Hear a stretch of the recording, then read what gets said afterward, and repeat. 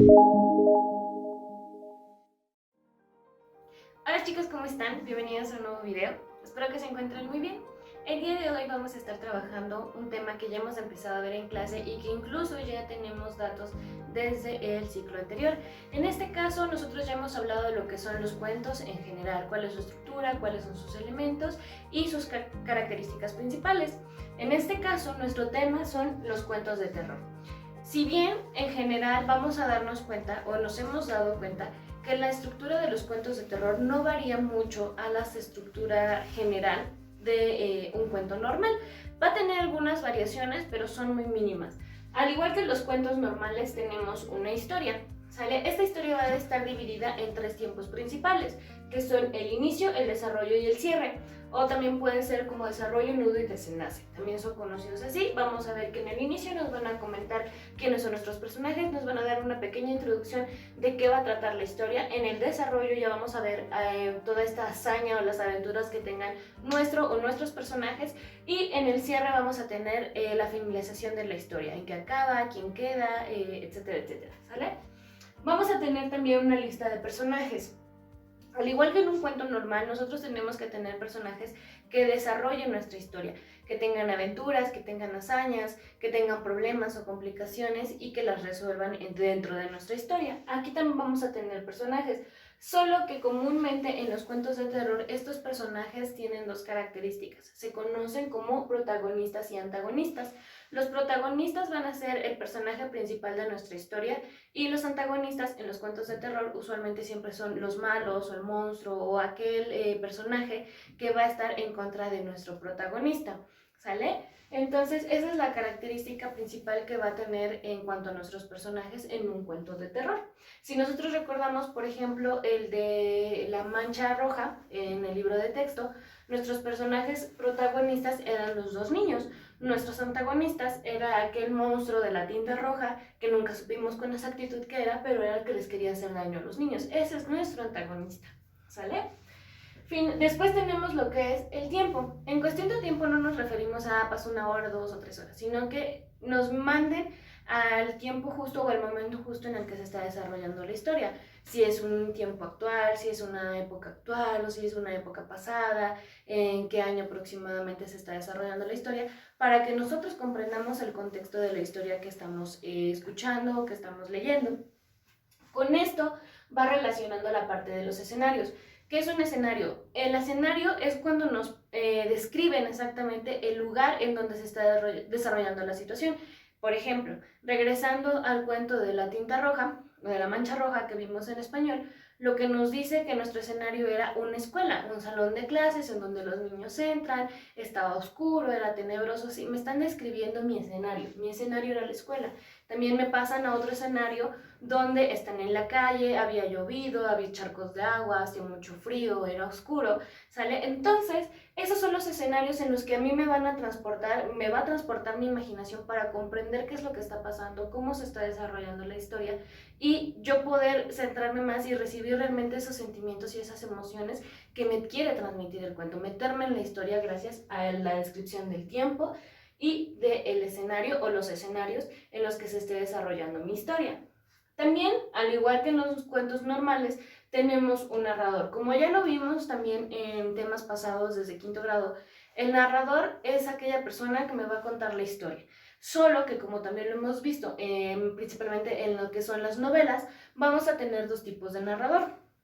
Aquel que habla desde la primera persona y aquel que habla desde la tercera. Cuando nosotros nos referimos a que un narrador está hablando en primera persona, es porque normalmente él es nuestro protagonista, ¿sale? El protagonista es el que me está contando la historia, me está contando normalmente como su experiencia o su aventura, ¿sí? Y cuando hablamos de un narrador en tercera persona es que me está contando la aventura o la vivencia de aquel personaje principal, ¿sale? Como un testigo nada más, él me está contando el desarrollo de la historia. Y cuando hablamos de una primera persona, recordamos que es como si yo lo estuviera diciendo, ¿no? De, yo fui, de repente entré a un salón oscuro, hacía mucho frío, empecé a escuchar ruidos raros, ¿no? A diferencia de una tercera persona cuando dice, entonces Diana entró a un salón oscuro donde hacían muchos ruidos y ella se espantó, ¿sí? Me está narrando lo que ella vivió, no lo que yo viví. y en el personaje que es el protagonista, cuando es narrador, va a hablar en primera persona lo que vivió, lo que él escuchó, lo que él sintió, ¿sale? Dentro de los cuentos de terror, nosotros vamos a tener que tener sí o sí elementos de tensión. Estos elementos de tensión son los que les van a caracterizar justamente a los cuentos de terror. Son elementos que no tenemos específicamente en un cuento normal o en un cuento para niños. En este, si bien en un cuento normal nosotros vamos a ver descripciones, en un cuento de terror estas descripciones tienen que tener la finalidad de causar intriga o de causar ese suspenso o esa tensión en el cuento que me genere emociones, sentimientos o esta sensación de miedo o angustia o de precisamente de saber, ¿no? ¿Qué va a seguir? ¿Qué va a pasar? Y te empieza a generar esas emociones o esos sentimientos como de ansiedad a lo mejor de repente o de tensión justamente. ¿Sale? Entonces estos elementos van a ser gracias a la descripción y obviamente la descripción va a tener que tener adjetivos, como ya lo hemos trabajado anteriormente en clase. Dentro de estos recursos descriptivos, nosotros vamos a trabajar lo que son las figuras literarias. Las figuras literarias ya las trabajamos el ciclo anterior, ya sabemos cuáles son, ya sabemos que hay una amplia variedad de lo que son figuras literarias. Y dentro de las descripciones o las narraciones vamos a tener unas que se van a mantener constantemente. En este caso, los cuentos de terror y en muchos otros artículos de literatura, vamos a poder tener lo que son el símil, la metáfora y la comparación. Todos estos van a tener características similares y hasta a cierto punto se puede entender que es casi lo mismo. El símil es cuando se hace una comparación, ¿sale? Pero no directamente. Entonces vas a usar conectores que me ayuden a comparar una cosa con la otra, pero no de una forma tan literal. En la metáfora tú vas a sustituir esas características que tiene algo por otras que también son reales, pero que no tienen coherencia entre ellas mismas. Por ejemplo, lo habríamos trabajado antes, ¿no? Es que ella tiene el cabello negro como la noche, ¿sí? Estoy comparando el tono o el color de cabello con un tono que tiene cierto elemento natural, ¿sí? O sus labios como rubíes o sus ojos azules como el cielo, ¿sí? Entonces, estas son comparaciones. Las comparaciones son justamente esos. Una metáfora va a llevar comparación, un símil va a llevar comparación, pero siempre van a estar presentes dentro de lo que son los relatos o en este caso los cuentos de terror. En este caso son sí o sí necesarios para que tú puedas generar esta atmósfera más terrorífica, puedas llegar a tener este elemento de tensión y entonces tú puedas empezar a ayudar a la parte de la historia, darle sentido a tus personajes, porque tus personajes también tienen que llevar una descripción concreta. Tus personajes van a también tener recursos descriptivos, ¿sí? Tu historia, a lo largo de la historia también tienes que meter estos recursos descriptivos.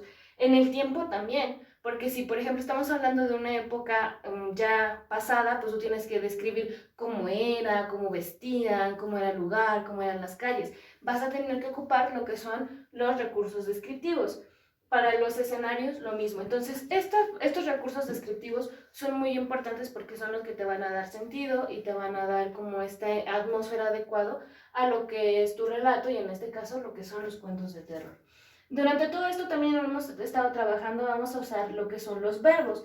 Los verbos en la historia me van a marcar lo que es la continuidad y la simultaneidad. ¿Qué es la continuidad y la simultaneidad? Son acciones que pasan simultáneamente, o sea, que pasan al mismo tiempo. Por ejemplo, mientras María comía su sopa, su hermano se estaba atando los zapatos. ¿Sí? Son acciones que están pasando al mismo tiempo, aunque sean acciones diferentes o estén pasando en lugares distintos. Por ejemplo, mientras Juan iba caminando a la escuela, su mamá estaba llegando al trabajo. Ejemplo, ¿sí? Son dos acciones distintas en tiempos y lugares distintos, pero que están pasando en la misma línea del tiempo.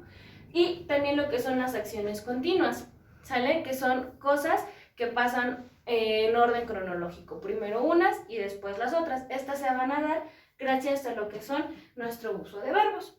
Y bueno, en general nosotros nos podemos dar cuenta que si bien la mayoría de los elementos ya los habíamos visto, también es importante recalcar cuáles son las diferencias que tienen los elementos de un cuento de terror. Y bueno, pues así de chiquito es nuestro tema, es muy corto, espero que lo hayan entendido, que les haya gustado. Y bueno, nosotros nos vemos en un siguiente video. Adiós.